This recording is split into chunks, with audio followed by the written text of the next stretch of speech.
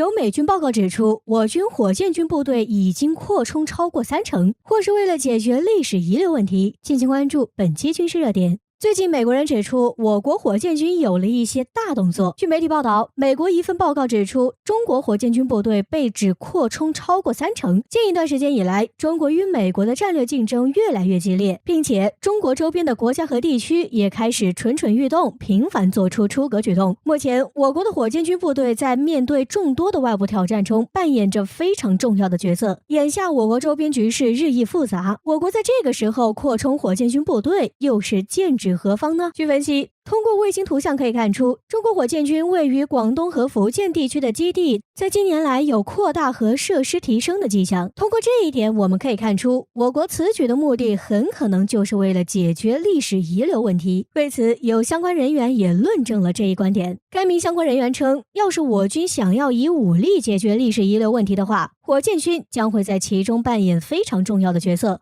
如果我军为了减少人员伤亡，那么我们很大几率会优先选择导弹袭击。首先，中国火箭军的实力毋庸置疑，我军使用东风快递之后，我们将能够在最短的时间内给予对方最大的打击。其次，这样一来，亚太地区的美军或其他国家将没有足够的时间介入，等到他们反应过来的时候，已经为时已晚，我军早已胜券在握。所以说，我军扩充火箭军部队的目的很有可能就是为了解决历史遗留问题。不仅如此，我国在广东和福建地区扩充火箭军部队，还有可能就是为了对付亚太地区的美军。目前，美国重返亚太的野心越来越急迫。前不久，美军声称要重启在亚太地区的天宁岛美军基地，与他们的关岛安德森空军基地相呼应。不仅如此，美军还准备在印太地区复活第一舰队，以此来遏制周边大国的发展。面对来势汹汹的美军，我们依然可以动用火箭军部队，毕竟他们有被称为关岛杀手的东风26中程弹道导弹，不管是美军的天宁岛基地，还是关岛安德森空军基地，都在它的打击范围之内，并且火箭军部队的东风21弹道导弹以及东风17高超音速导弹都能够对美国海军的军舰带来巨大的威胁。所以说，我军扩充火箭军部队也很有可能是针对亚太地区的美军舰队。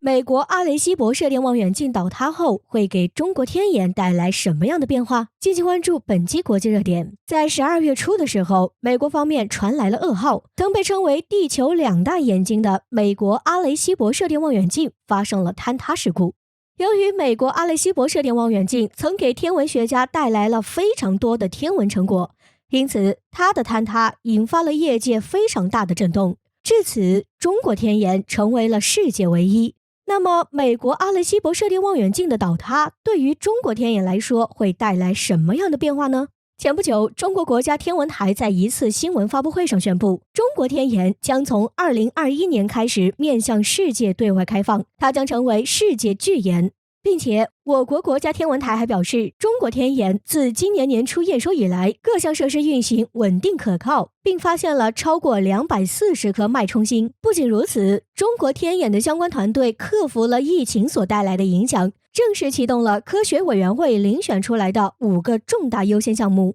随后，在今年4月的时候，时间分配委员会开始向我国国内的天文界征集自由申请项目。截止到今年11月的时候，相关部门已经收到了170多份申请。由此可见，中国天眼观测时间的竞争非常激烈。然而，美国阿雷西博射电望远镜倒塌之后，五眼会厚着脸皮来向我国借用射电望远镜吗？显然，他们很有可能会向我国提出申请。不仅如此 ，VAST 射电望远镜还会收到来自世界各国的申请，届时各国之间的申请也将会变得极为激烈。VAST 射电望远镜已经得到了业界的认可，今后它将独自撑起一片天，为人类在天文领域做出应有的贡献。那么 VAST 射电望远镜的出现对于我国来说又有什么意义呢？众所周知，我国在天文领域中的发展较晚。此前，我国天文学家在进行天文研究作业的时候，不得不向外国提交申请，使用他们的望远镜。但是很多西方国家为了遏制我国在这一领域的发展，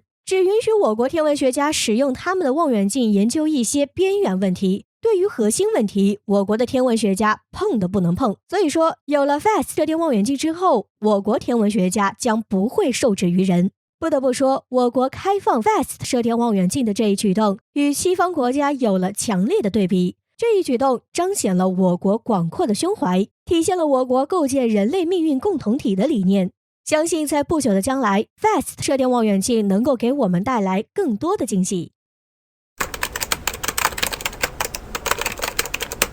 美国突然将2个国家列为汇率操纵国，到底发生了什么？为何说美国人此举是翻脸不认人？据北媒报道，12月16号，美国财政部宣布将2个国家列为汇率操纵国，一个是瑞士，另一个是越南。美国人的此举也让不少人倍感意外。所谓的汇率操纵国，是由美国定义下一个国家对货币的汇率，或者说对美国的贸易进行大幅度改变，从而有损美国利益的行为，上了美国汇率操纵国的名单，意味着美国人可以借此对其进行经济制裁。实际上，所谓的汇率操纵国，就是美国人利用其打压经济对手的手段。那么问题来了，这2个国家又是为何让美国人痛下杀手呢？先说说瑞士，作为永久中立国，瑞士人一向生活比较佛系，咋就惹怒了美国人呢？实际上，瑞士是被美国人给坑的。今年受到疫情的影响，美元出现大量贬值的情况，因此不少美国国内的美元投资者选择抛售美元而购进瑞士的货币作为规避风险的投资。然而因此购入者太多，导致瑞士郎不断升值，瑞士人自己也傻眼啊，本国货币都被美国人换走了，自己用啥？毕竟瑞士不像美国可以开着印钞机不断印钱，于是瑞士官方不得不干预瑞士郎的汇率，结果美国人立马跳出抓住把柄，我就说你在操纵汇率吧。再来说说越南这边，这次越南被美国人针对，倒不是因为操纵汇率的原因，而是因为今年越南与美国的贸易顺差太大，同样是受到疫情影响，美国国内今年大批工厂停业，导致物资紧缺。然而美国官方偏偏针对中国制造的出口商品出台一系列限制措施，包括美国急缺的口罩。然而看着美国每天受感染的人越来越多，美国人至少要保证有基本的生活物资吧，而东南亚国家就成为了美国人新的进口选择。今年前9个月，越南对美国出口猛增23%，达到547亿美元。然而还没等越南人高兴，就立马栽了个大跟头。这次美国将越南定义为汇率操纵国，言外之意就是美国人认为越南人卖给自己的东西太多了，挣了很多美国人的钱，这不公平。既然越南人挣得太多，那就等着被制裁吧。可问题是，那些商品越南人也不是强买强卖给美国呀，反而可以说越南在美国掉下悬崖后搀扶了一把，然后美国起身就给了越南一脚。要说几个月前，美国和越南还正处于蜜月期，美军的航母不仅到访越南，多位美国高官也走访越南，大有一副要成为越南带头大哥的架势。然而谁也没料到美国人翻脸的这么快。不过所谓亲兄弟还得明算账，在美国人眼里，其他国家就不能在自己身上占一点便宜吧。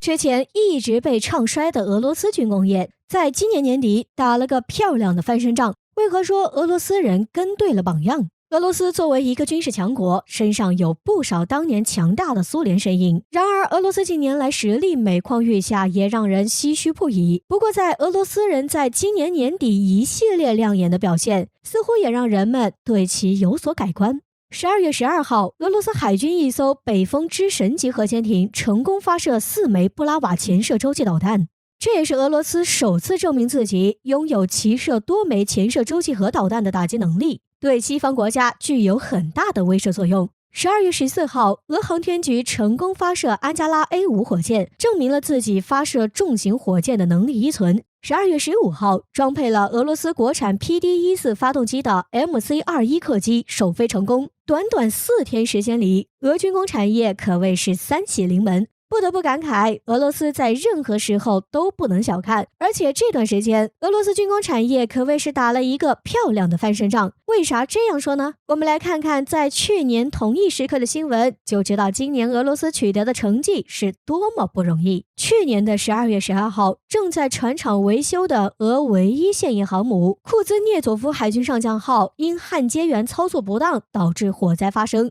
造成2人死亡。这艘航母也一度传出报废的言论。12月15号，停靠在塞瓦斯托波尔南部海湾的一座浮船坞突然沉没，并且顺带着将一艘核潜艇撞翻。12月24号，俄空军在测试首架量产型苏57战斗机时发生意外，导致俄罗斯5代战机首次坠毁，也让苏57的交付工作被迫推迟。去年之后，不少人都在唱衰俄罗斯军工将从此没落。也有人分析，俄罗斯军工业从过去的辉煌落到这般田地，也是要怪自己跟错了学习对象。在普京上台后就意识到，学习西方的那一套根本就不可靠。而在那之后，中俄关系显著升温。近年来，俄罗斯的确是在航天产业以及航空产业与中国有不少的合作项目。此外，俄罗斯的近期试射布拉瓦导弹、发射安加拉 A5 火箭、试飞国产 MC2 客机，也很容易让人联想到不久前中国试射东风导弹到西沙，通过长征5号发射嫦娥5号，以及为 C919 大客机正式交付前做最后的试飞。很难说俄罗斯人近期的举动和中国没有关系，只能说这次他们跟对了榜样。